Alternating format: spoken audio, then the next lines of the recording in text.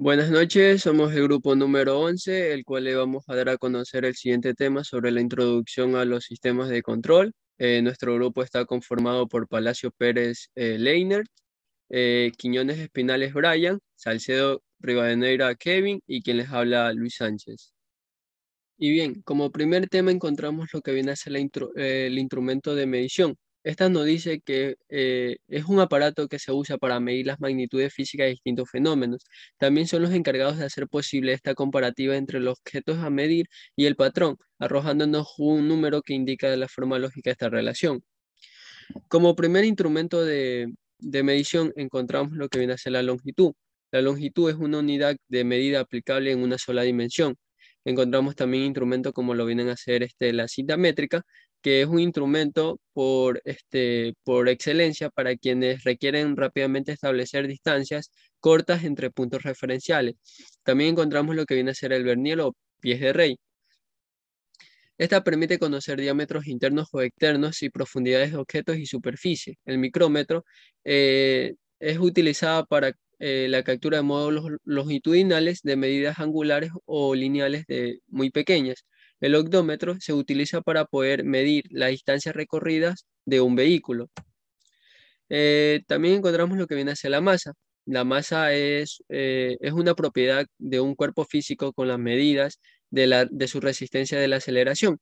Encontramos la balanza, que está definido básicamente como una palanca que contiene dos brazos análogos que al colocar el objeto a pesar mantiene el equilibrio entre los dos, como vemos como se aprecia en la imagen. La báscula, esta permite fácilmente la medición entre objetos de gran tamaño, a diferencia de las otras que esta no está colgada. El catarómetro es un instrumento que determina la conductividad térmica de un elemento, así que de forma indirecta se puede utilizar para medir la masa. La presión es una magnitud física estrechamente relacionada con la fuerza. Encontramos lo que viene a ser el barómetro, que este es idóneo para lo que buscan medir la presión, medir presión atmosférica. El manómetro se utiliza para medir la presión de gases o líquidos en recipientes cerrados. El vacuómetro se lo utiliza para medir al vacío, lo que quiere decir que solo se pueden medir presiones que estén por debajo de la presión atmosférica. Y el efimomanómetro es un brazalete inflable el cual es empleado por parte de la medicina para medir la presión arterial. La temperatura, esta es la cantidad física que expresa el calor y el frío. Dentro de esto encontramos los termómetros metálicos, que son instrumentos que tienen un uso bastante extenso, ya que están elaborados para soportar altas temperaturas. El pirómetro es una herramienta que permite medir la temperatura de una sustancia sin necesidad de que estén en contacto. El termohidrógrafo es un instrumento que ha sido creado con la finalidad de medir la humedad y la temperatura del aire de forma simultánea. El tiempo. Eh, Esta mide la separación que existe entre un suceso o un acontecimiento y permite ordenarlo, ya sea dejarlo bien claro lo que es el pasado, el presente y el futuro. Dentro del cronómetro, esta dice que era utilizado bastante por los navegantes de antes, ya que lograban dar con una precisión el tiempo y esto ayudaba a lo que iban a ser sus recorridos o sus viajes. El reloj mecánico se basa en un resorte que se acumula energía enrollable y de ahí proviene el famoso término dar cuerda. El reloj inteligente, este tipo de reloj es muy usado actualmente, el cual además de ofrecer una hora digital precisa y exacta, también posee un funcionamiento de un teléfono inteligente. Por parte de los ángulos, nos dice que esta se puede definir como la distancia entre dos puntos pertinentes o dos semirrectas. Encontramos las escuadras. Esta va a ser igual a una regla convencional, solo que lo diferencia es que esta emplea solo para poder medir ángulos rectos de 90 grados. Los transportadores, esta es igual, solamente es que es un semicírculo y esta tiene la capacidad de medir ángulos hasta 180 grados. Y los sectantes permite medir ángulos que se encuentren entre dos objetos ubicados en el espacio. La eléctrica bueno, la electricidad es un fenómeno físico que ocurre con la aparición de cargas eléctricas. El amperímetro es un instrumento capaz de medir la intensidad de la corriente y su unidad viene a ser el amperio. El voltímetro, el voltímetro mide el valor de las tensiones de las corrientes eléctricas y tiene como unidad de medida el voltio. El multímetro, este emplea un funcionamiento tanto de lo que viene a ser el amperímetro, el voltímetro y el ohmímetro. Y el ohmímetro, esta es una mezcla entre dos instrumentos anteriores, como lo fueron el voltímetro y el amperímetro, solo que cuenta con una batería y una resistencia que se adjunta desde cero o una escala de ohmios. También la velocidad, encontramos el velocímetro, que esta ayuda a determinar la velocidad de un vehículo en una distancia recorrida. El anemómetro, a pesar de que esta no es muy conocida para muchos, con esta se puede medir la velocidad del viento. El tacómetro es un dispositivo que mide la velocidad de giro en un eje y viene determinada por revoluciones por minuto. Como siguiente tema encontramos el sensor. Un sensor es un objeto capaz de detectar magnitudes físicas o químicas llamadas variables de instrumentación y transformarlas, perdón, en variables eléctricas. Sus áreas de aplicación de estos sensores son en la área automotriz, robótica, en la industria aeroespacial, la medicina, la industria manufactura, etc. Por lo cual las variables de instrumentación pueden ser, ejemplo, la intensidad lumínica, la temperatura y la distancia. También encontramos el transmisor, que son instrumentos que captan la variabilidad de la variable del proceso y se transmite a la distancia de un instrumento receptor, por ejemplo, un indicador, registrador, controlador o un combinador. También tenemos la señal digital, que es una forma de transmitir datos que convierten los datos en valores discretos, generalmente basándose en códigos binarios con los que trabajan las instancias informales, que consisten en paquetes de información codificados con cadenas de 1 y 0. Por parte de la señal análoga, este es un tipo de señal generada por algún tipo de fenómenos electromagnéticos, que es representada por una función matemática continua en la variable de su amplitud y periodo. Esta se representa por datos de información en función del tiempo.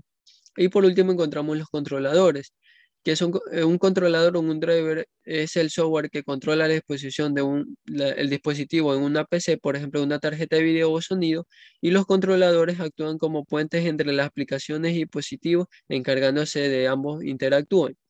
Si existe algún problema de corrupción gráfico o sonido, es muy probable que los controladores estén fallando y deben ser actualizados.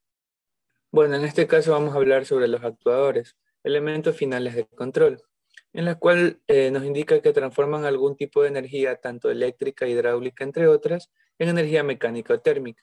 Genéricamente se conoce con el nombre de actuadores a los elementos finales que permiten modificar las variables a controlar en una instalación automatizada. Básicamente se trata de elementos que ejercen de interfaces de potencia, convirtiendo magnitudes físicas normalmente de carácter eléctrico en otro tipo de magnitud, que estas van a permitir actuar sobre el medio o proceso a controlar. Al mismo tiempo, estas lo que van a hacer es aislar la parte de control del sistema de las cargas que gobiernan dicho proceso. Los actuadores utilizados actualmente son del tipo eléctrico, hidráulico y neumático. Entre los accionamientos más habituales se encuentran, como podemos observar en la imagen, los destinados a producir movimiento, que vendrían a ser los motores y los cilindros, los destinados al trasiego de fluidos, que en este caso vendrían a ser las bombas, y los de tipo térmico, que vendrían a ser los hornos y los intercambiadores. A continuación voy a hablar también sobre la clasificación de los actuadores, en los cuales podemos encontrar los que son los neumáticos, hidráulicos y los eléctricos. En el caso de los neumáticos, esto nos indica que transforman la energía acumulada del aire comprimido en trabajo mecánico de movimiento circular o movimiento rectilíneo. En los hidráulicos nos indica que esta obtiene su energía de un fluido a presión, generalmente algún tipo de aceite mineral. La principal ventaja de estos actuadores es su relación potencia-peso. Y en el caso de los eléctricos, el que nos indica esto es que transforman la energía eléctrica en energía mecánica rotacional. Bueno, como podemos observar en el cuadro, tenemos lo que es la clasificación según el tipo de energía empleada en accionamiento, en lo cual les podemos observar que tenemos el tipo de actuador, las ventajas y las desventajas. En el caso del neumático, las ventajas nos indica que es de bajo costo, tiene una rapidez elevada, son sencillos, son robustos. En las desventajas del neumático requieren instalaciones especiales y son muy ruidosos. En los hidráulicos, las ventajas que son rápidos, de alta capacidad de carga, presencia de estabilidad frente a cargas estáticas, y las desventajas que presentan los hidráulicos es que son difíciles de mantenimiento, son difíciles en el mantenimiento y resultan poco económicos también. Y en los eléctricos, las ventajas nos dicen que son precisos y fiables, son silenciosos, su control es sencillo y son de fácil instalación. Y su desventaja es que la potencia es limitada. Bueno, en la parte de la exactitud lo que nos indica que es el grado de concordancia entre el resultado de las medidas y el valor verdadero de la magnitud que se pretende medir. No puede determinarse cuando el valor verdadero es desconocido, pero sí tiene sentido cuando este se conoce o cuando se comparan las medidas con la que se proporciona. En lo que es la precisión, por su parte, es el grado de concordancia entre diferentes medidas realizadas en las mismas condiciones, al nivel en que se pueden ser controladas por el método experimental en cuestión. Si el conjunto de medidas presenta mucha dispersión, el método es impreciso, mientras que si están muy concentradas en torno a un valor, el método es mucho más preciso. Una manera sencilla y visual de distinguir ambas propiedades es con el ejemplo de las dianas, cuyo centro representa la medida verdadera y donde los puntos de impacto de las flechas representan los resultados de diferentes medidas, en el cual podemos observar en la siguiente imagen. En la primera imagen nos dice que gráficamente que es impreciso e inexacto. En la segunda imagen nos dice que es preciso e inexacto. En la tercera imagen, como podemos observar, nos dice que es impreciso y exacto. Y la última imagen refleja que es preciso y exacto. Bueno, en este caso también vamos a hablar en lo que es la incertidumbre. La incertidumbre de medida es una estimación del posible error en una medida. También es una estimación del rango de valores que contiene el valor verdadero de la cantidad medida. Asimismo, representa la probabilidad de que el valor verdadero esté dentro de un rango de valores indicados. Por otro lado, el error de medida o el error de medición se define como la diferencia entre el valor medido y el valor verdadero. Los errores de medición afectan a cualquier instrumento de medición y pueden deberse a distintas causas. Las que se pueden ver de alguna manera evitar. Para calcular se debe eliminar mediante calibraciones y compensaciones. Se denominan determinísticas o sistemáticas y se relacionan con la exactitud de las mediciones. Los que no se pueden prever, pues dependen de causas desconocidas o estratosféricas. Estas aquí se las va a denominar aleatorias y están relacionadas con la precisión del instrumento. Bueno, en el último aspecto que nos indica de la sensibilidad, el análisis de sensibilidad, vendría a ser una técnica analítica que intenta determinar el resultado de los cambios en los parámetros de las actividades en proceso. Esta es una medida de la sensibilidad de algo a un cambio dado. Mide el impacto hipotético de los diferentes tipos de cambios en el proceso general, el flujo de actividad, y esto es muy útil para determinar cómo un cambio puede afectar alguna operación que se esté realizando. Bueno, continuando con la exposición, yo voy a hablar sobre lo que es la repetibilidad. Esta puede ser expresada cuantitativamente en términos de dispersión característica de los resultados. La misma se define de acuerdo con el BID, que es el vocabulario internacional de metodología, citada en Portuón Paysan y Portuón Moret, en 2010. Esta la define como la proximidad de concordancia entre los resultados de medición sucesivos del mismo, mesurado bajo las mismas condiciones de término de medición, donde estas condiciones son llamadas condiciones de repetibilidad. Y dos, las condiciones de repetibilidad incluyen el mismo procedimiento de medición, el mismo observador, el mismo instrumento de medición utilizado bajo las mismas condiciones, el mismo lugar y la repetición en un periodo corto de tiempo. En otras palabras más concretas, la repetibilidad expresa la precisión y variación de las dimensiones con un mismo instrumento y bajo las mismas condiciones de operación en un intervalo corto de tiempo. Histiéresis.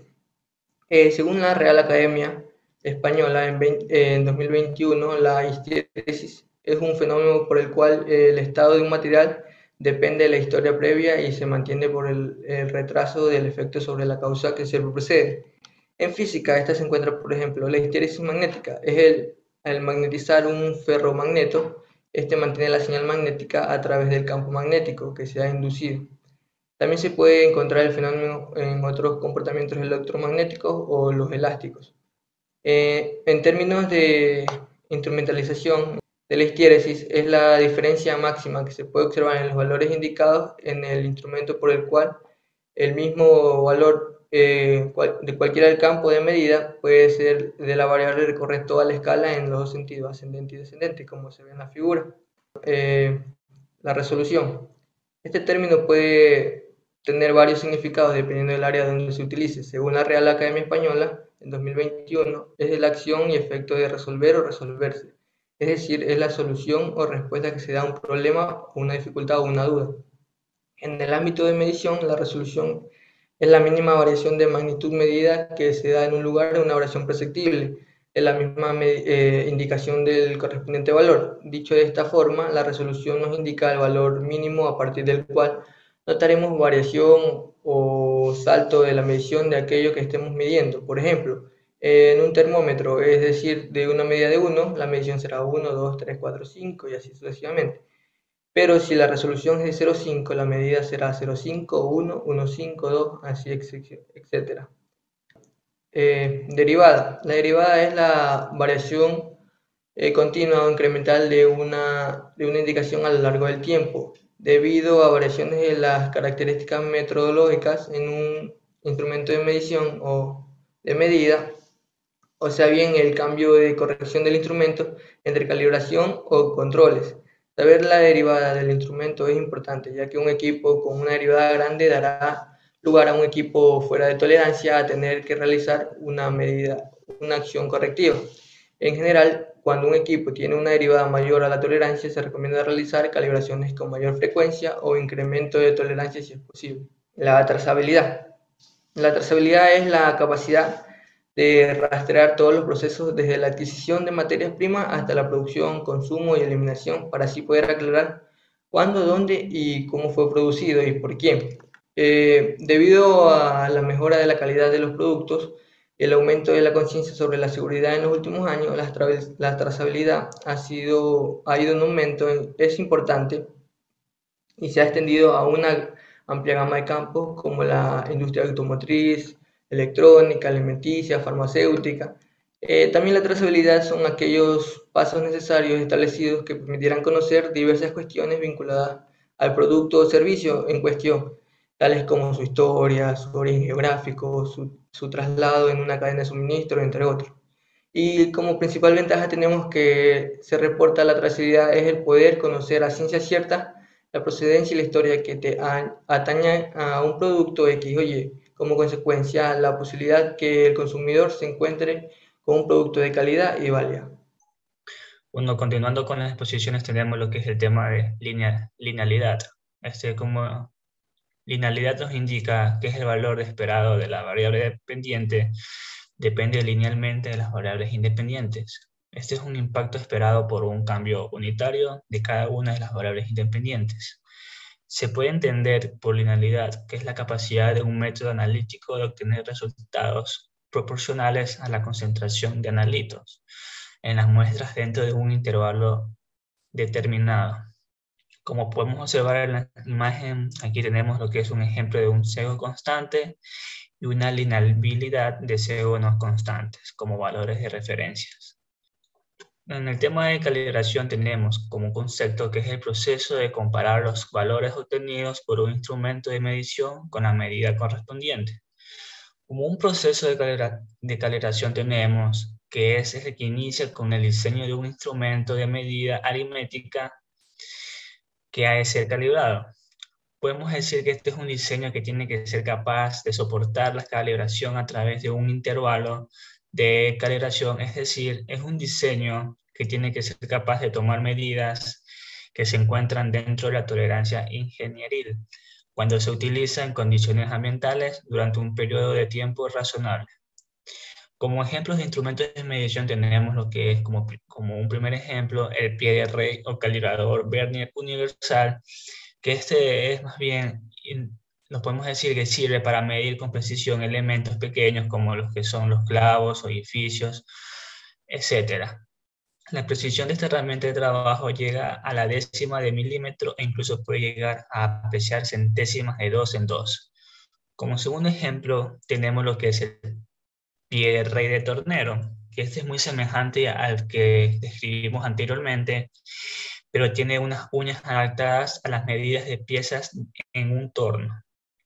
Como tercer ejemplo tenemos lo que es el micrómetro perno o micrométrico o Palmer, que este es un instrumento que sirve para medir con alta precisión las dimensiones de un objeto. Para ello cuentan con dos puntas que se aproximan entre ellas mediante un clavo de rosca fina, el cual tiene grabado una escala en su contorno. ¿Qué es un sistema de control? Podemos decir que un sistema de control es un tipo de sistema que se caracteriza por la presencia de una serie de elementos que permiten influir en el funcionamiento del sistema. ¿Cuáles son sus objetivos? Ser estables y robustos frente a perturbaciones y errores en los modelos, ser eficientes según criterios preestablecidos, evitando comportamientos bruscos e irreales. Este es un sistema compuesto por un grupo de elementos que buscan ejercer control sobre otros sistemas. Tienen como primer objetivo completar de manera eficiente las tareas y asignaciones para las cuales fueron programadas. Para ello deben comportarse de manera estable ante todos los errores. Tenemos como tipo de sistemas de control el lazo abierto, que es aquel el cual la salida no tiene efecto, o sea que no hay realimentación de esta hacia el controlador para que éste pueda ajustar a la acción de control. ¿Cuáles son las partes del lazo abierto? Tenemos lo que son el elemento de control y el elemento de corrección. Como elemento de control podemos decir que este es el que se encarga de procesar las señales de entrada y tomar una decisión para enviarla al elemento de corrección. Y el elemento de corrección es el que produce un cambio en el proceso, por lo cual regula este bloque y se refiere a que tiene la capacidad de hacer ambos cambios físicos en el proceso. Como un ejemplo de lazo abierto tenemos lo que es un semáforo que recibe información sobre cuántos carros circulan sobre una avenida. Tipos de sistemas de control. Tenemos segundo tipo, el lazo cerrado, que este es un sistema más completo ya que recibe información sobre los estados que se van tomando en la variable. Las partes de un lazo cerrado tenemos lo que es el elemento de comparación y el elemento de medición. En donde el elemento de comparación es el que recibe información de la retroalimentación de los cambios que van sufriendo el proceso, y este es el que genera una señal de errores del estado actual de la variable con respecto al punto de referencia, para mandarla nuevamente al controlador para que éste tome una decisión nueva. Y al elemento de medición, esto es el que pasa por los sensores que regulan y miden la información del sistema y retroalimentan al comparador. Como un ejemplo de lazo cerrado tenemos lo que es un aire acondicionado que tiene un sensor que retroalimenta información sobre las temperaturas que hay en la habitación para identificar la falta de encender el sistema o mantenerlo en stand-by. Bueno, con esto concluimos lo que es nuestra exposición del grupo número 11. Muchas gracias.